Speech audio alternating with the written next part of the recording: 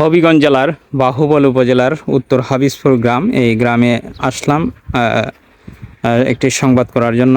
এর মধ্যে আমার চোখে পড়ল এখানে বিশাল বড় বড় তিনটি বটবৃক্ষ। এগুলো হয়তো তাদের প্রয়োজনে কাটা হয়েছে। এগুলো কাট করা হবে।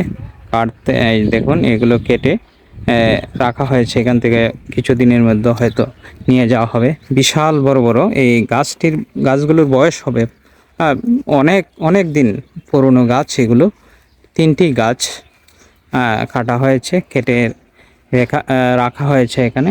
এই যে গাছের গুঁড়াগুলো দেখুন, এই যে গাছের গুঁড়াগুলো দেখুন অনেক।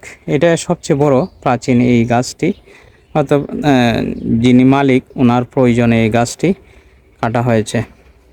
আসলে গাছ আমাদের প্রয়োজন। আর বটবৃক্ষের নিচে কিন্তু বসলে অনেক ছায়া দেয়, অনেক ছায়া দেয়, বাতাস পাওয়া যায়।